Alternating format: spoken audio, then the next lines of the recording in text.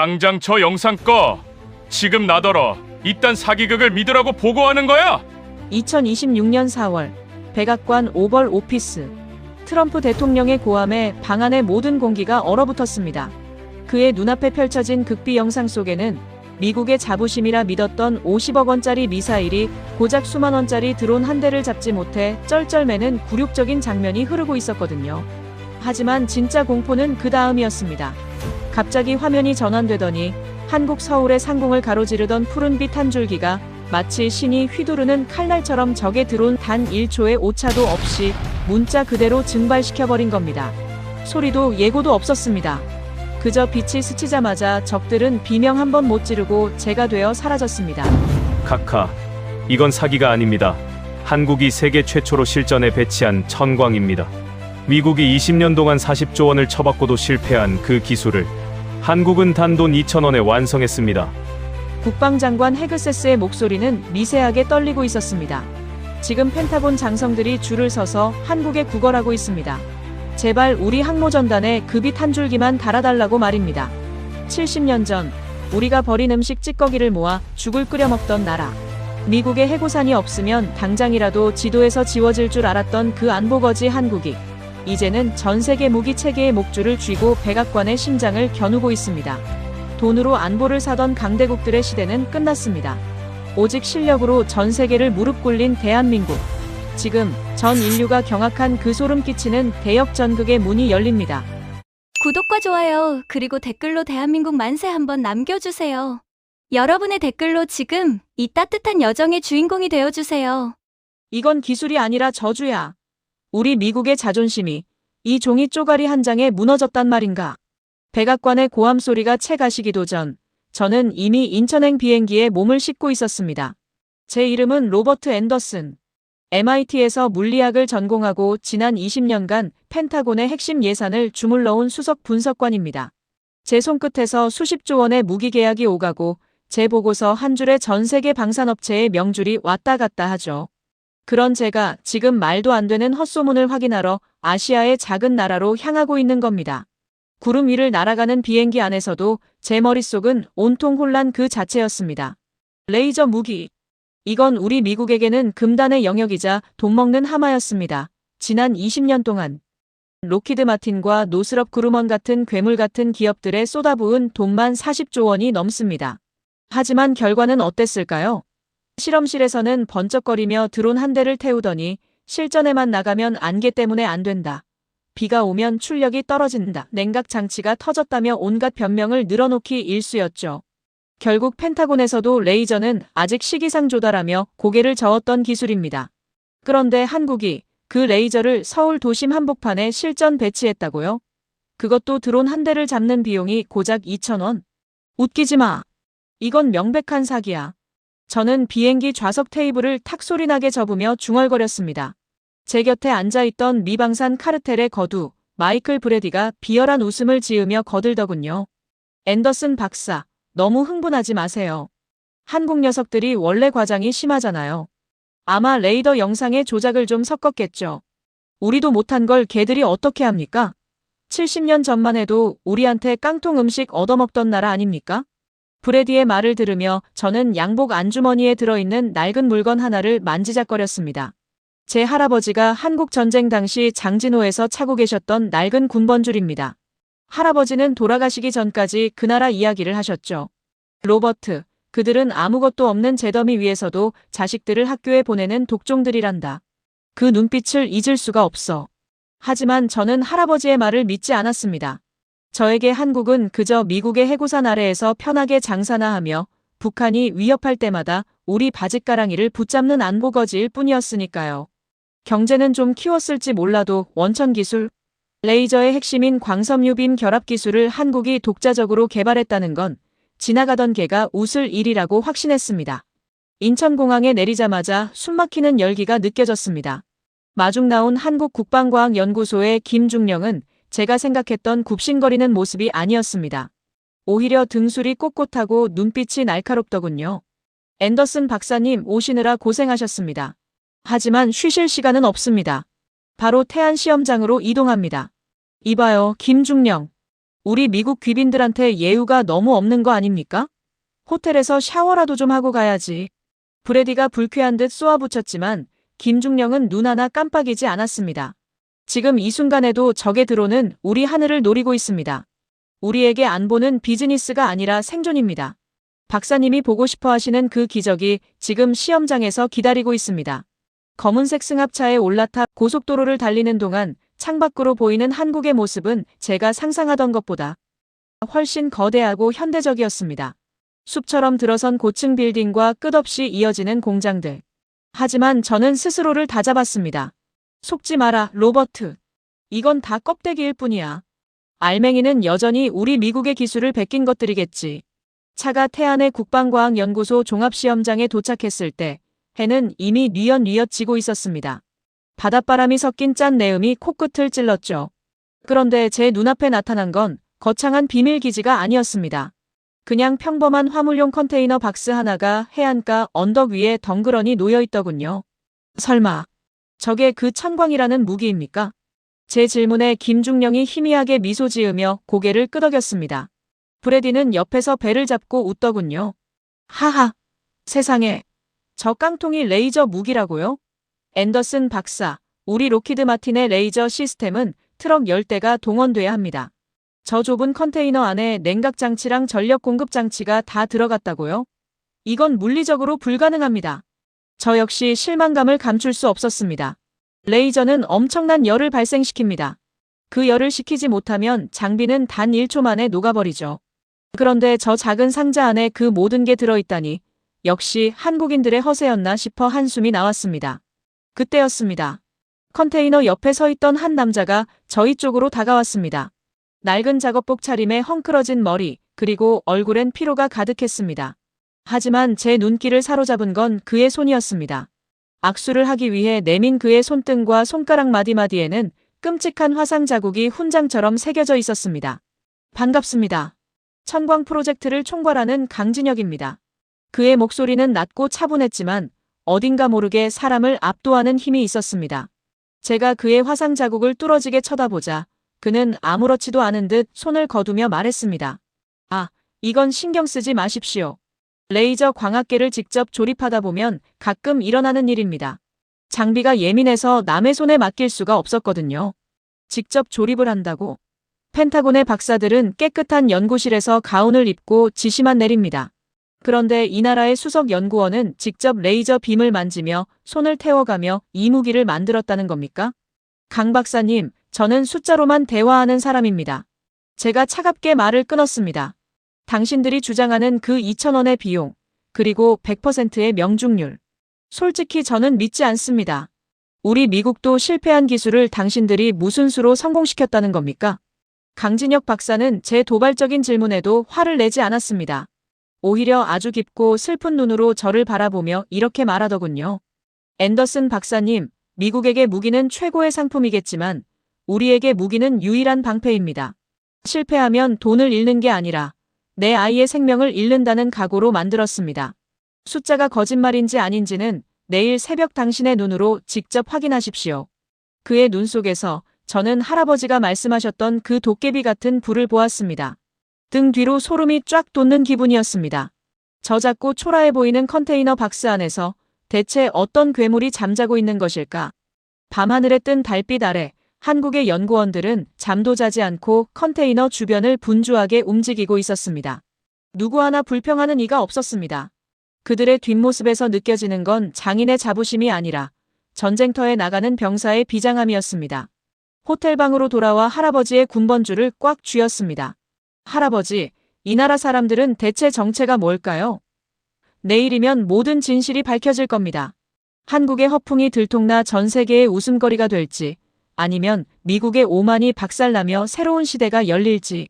창밖으로 보이는 서해의 어둠은 깊었지만 저 멀리 서울의 불빛은 눈부시게 빛나고 있었습니다. 그 평화로운 불빛을 지키기 위해 손을 태워가며 무기를 만든 사람들. 저는 생전 처음 느껴보는 묘한 긴장감 속에 밤을 지새웠습니다. 새벽 4시. 알람이 울리기도 전에 눈이 떠졌습니다.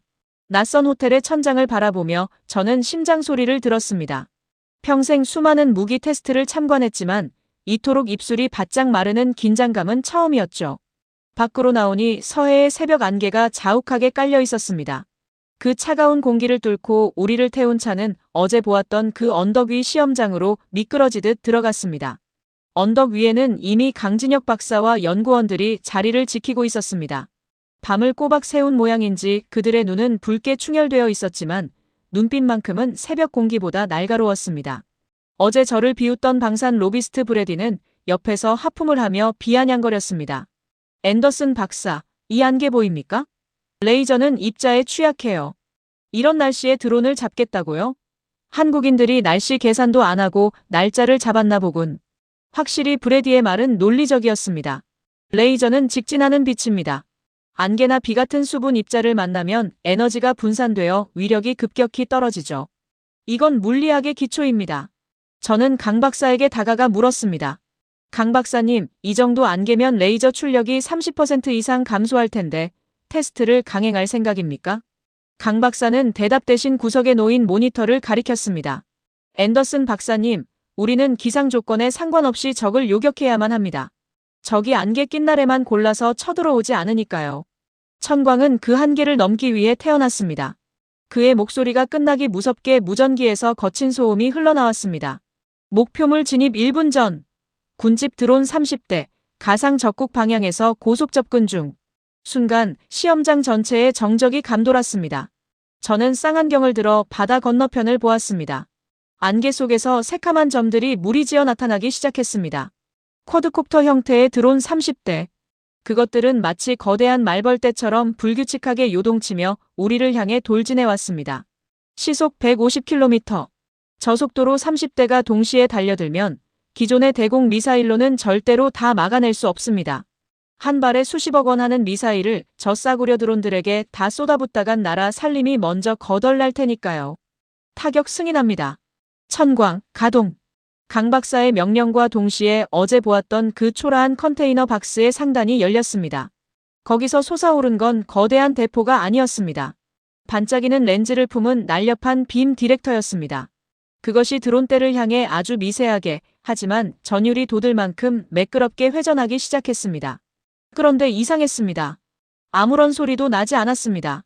미사일이 발사될 때의 그 굉음도 화염도 없었습니다. 저는 브래디를 쳐다봤습니다. 그는 거 봐요. 아무 일도 안 일어나잖아. 사기라니까. 라며 소리를 질렀습니다. 저 역시 고개를 갸웃거리며 다시 쌍안경을 드론대로 돌렸습니다. 그 순간이었습니다. 제 눈을 의심케 하는 광경이 펼쳐졌습니다. 가장 앞줄에서 돌진하던 드론 한 대가 갑자기 공중에서 픽 고꾸라지더니 그대로 바다로 처박혔습니다. 폭발조차 없었습니다. 그저 전원이 차단된 인형처럼 힘없이 떨어졌습니다. 뒤이어 두 번째, 세 번째, 네 번째. 마치 보이지 않는 거대한 낫이 허공을 휘두르는 것처럼 드론들이 추풍낙엽처럼 우수수 떨어지기 시작했습니다. 세상에, 지금 무슨 일이 벌어지는 거지? 저는 황급히 천광의 모니터로 달려갔습니다. 화면 속에는 적외선 카메라에 포착된 레이저 빔이 선명하게 찍혀 있었습니다. 육안으로는 보이지 않는 투명한 빛의 칼날이 안개를 찢고 나가 드론의 핵심 부품인 모터와 배터리만을 정확히 꿰뚫고 있었습니다. 빔이 드론에 닿는 시간은 불과 1초도 되지 않았습니다. 타격과 동시에 드론의 플라스틱 몸체가 열에 녹아내리며 비행 능력을 상실하는 것이었습니다. 놀라운 건 그뿐만이 아니었습니다. 빔 디렉터는 단 한 번의 오차도 없이 다음 목표를 찾아갔습니다. 드론들이 격추되는 동료들을 보고 지그재그로 기동하며 회피수를 펼쳤지만 빛보다 빠른 레이저 앞에서는 무용지물이었습니다. 30대의 드론이 전멸하는 데 걸린 시간은 정확히 160초. 정적이 찾아왔습니다. 방금까지 하늘을 메웠던 드론의 윙윙거리는 소리는 사라지고 오직 파도 소리만이 시험장을 채웠습니다. 저는 멍하니 시계를 내려다보았습니다. 2분 40초. 미국이 수조 원을 들여 만든 시험 무기도 한 대를 마치는데 수십 초를 끙끙대는데 한국은 단 2분여 만에 군집 드론 부대를 증발시켜버린 겁니다. 이게 정말 2,000원으로 한 일입니까? 제 목소리가 파르르 떨렸습니다. 강 박사는 땀을 닦으며 모니터 옆에 영수증 같은 수치를 보여주었습니다. 방금 30대를 요격하는 데 들어간 전기값은 한국 돈으로 약 6만 원입니다. 한 대당 2,000원 꼴이죠. 박사님, 우리는 이제 더 이상 가난하게 전쟁하지 않습니다. 옆에 있던 브래디의 얼굴은 흑빛으로 변해 있었습니다. 그는 부들부들 떨리는 손으로 본사에 전화를 걸려다 휴대폰을 떨어뜨렸습니다. 그가 그토록 자랑하던 미국의 40억 원짜리 미사일이 한국의 2,000원짜리 빗줄기 앞에 고철 더미가 되는 순간을 목격했으니까요. 저는 강 박사에게 다가가 그의 화상 입은 손을 조심스럽게 잡았습니다.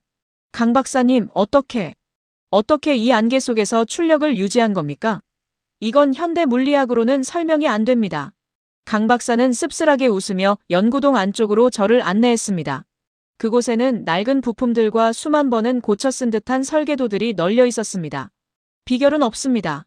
미국처럼 예산이 많았다면 우리도 비싼 부품을 샀겠죠. 하지만 우린 돈이 없었습니다. 그래서 광섬유 수천 개를 일일이 손으로 꼬아서 빔을 합쳤습니다. 이론이 안 되면 몸으로 때웠고 장비가 망가지면 밤을 새워 용접했습니다. 우리는 이 기술이 없으면 내일 당장 서울 하늘이 뚫릴지도 모른다는 공포 속에서 살았습니다. 그 절박함이 안개를 뚫는 출력을 만들어낸 겁니다.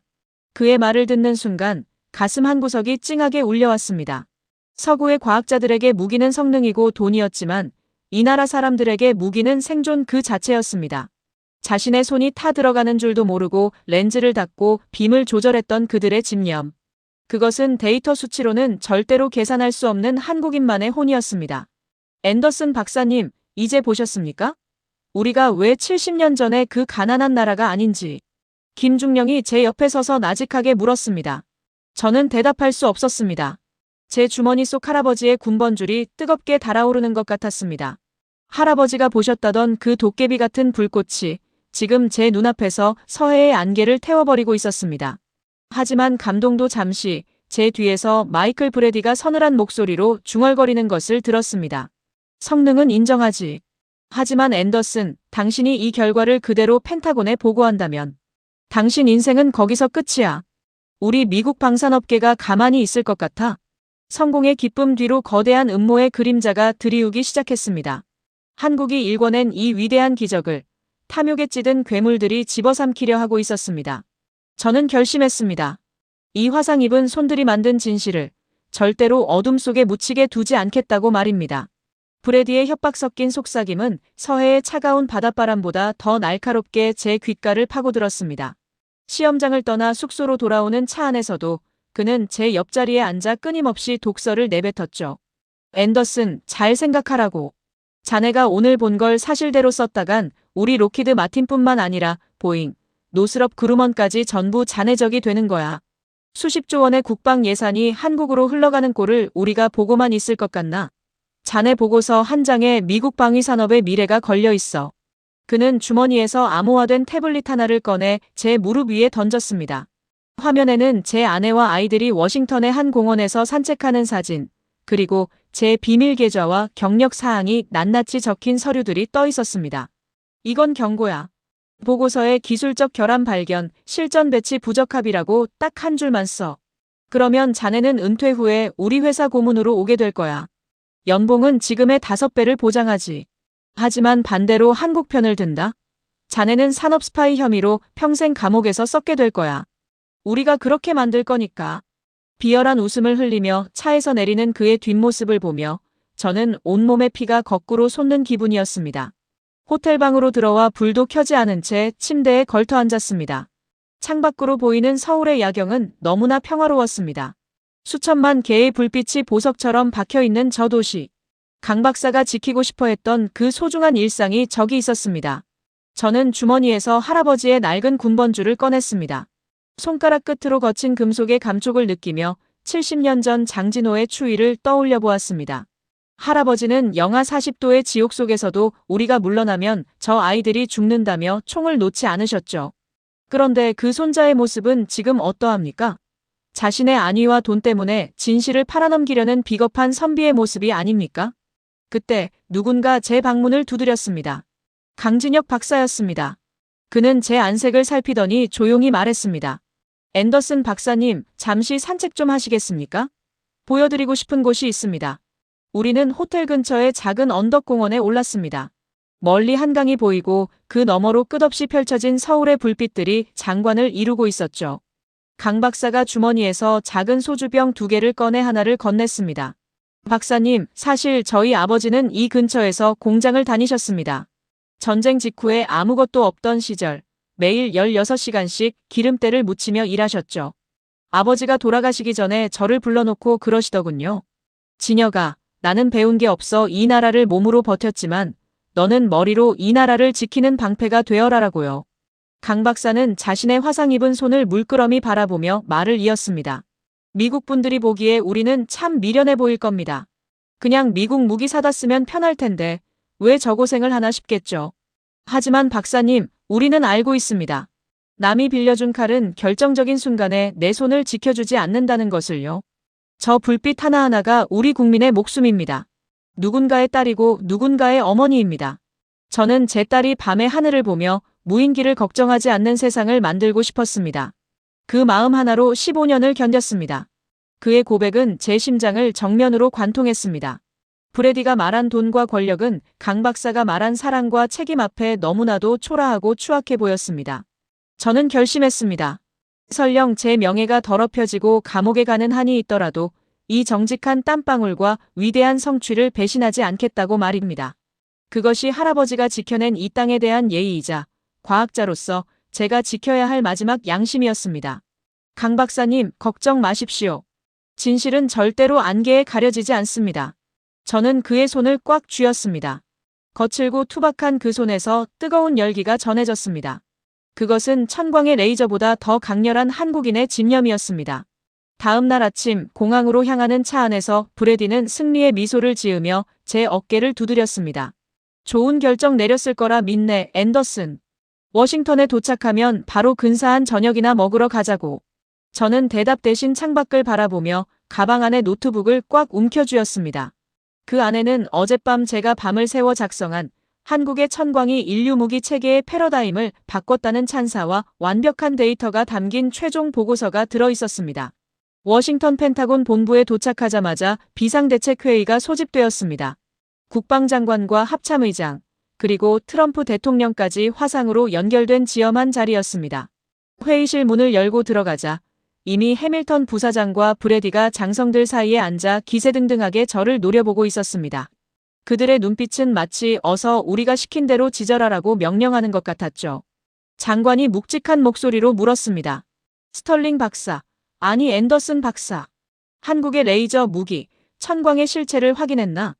브래디 부사장은 기술적 결함이 심각해서 실전 배치는 불가능하다고 보고하던데 자네 의견은 어떤가?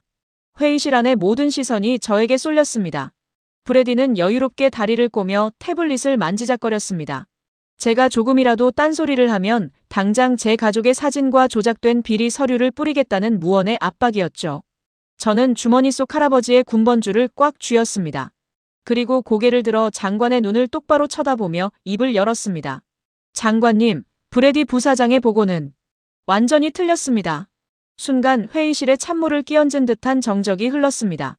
브래디의 얼굴이 순식간에 붉게 달아오르며 자리에서 벌떡 일어났습니다. 앤더슨, 자네 미쳤어? 지금 무슨 소리를 하는 거야? 저는 개의치 않고 준비한 영상을 스크린에 띄웠습니다. 서해의 안개를 뚫고 들어온 30대를 2,000원의 비용으로 증발시켜버린 그 경이로운 현장.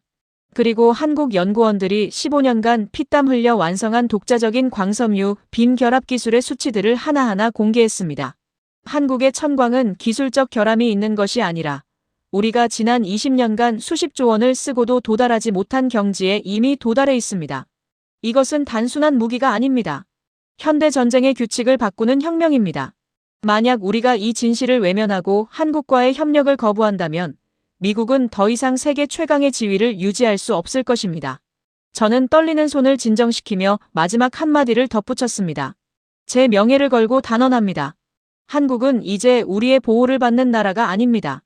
우리가 생존하기 위해 반드시 손을 잡아야 할 가장 강력한 기술의 스승이자 동맹입니다. 발표가 끝나자 회의실은 폭풍전야의 고요에 휩싸였습니다. 해밀턴 부사장은 주먹을 불끈 쥐며 저를 죽일 듯이 노려봤고 장성들은 경악한 표정으로 스크린 속 수치들을 검토하기 시작했습니다. 70년 전 할아버지가 지켜냈던 그 작은 나라가 이제는 미국의 심장부에서 거대한 파문을 일으키고 있었습니다.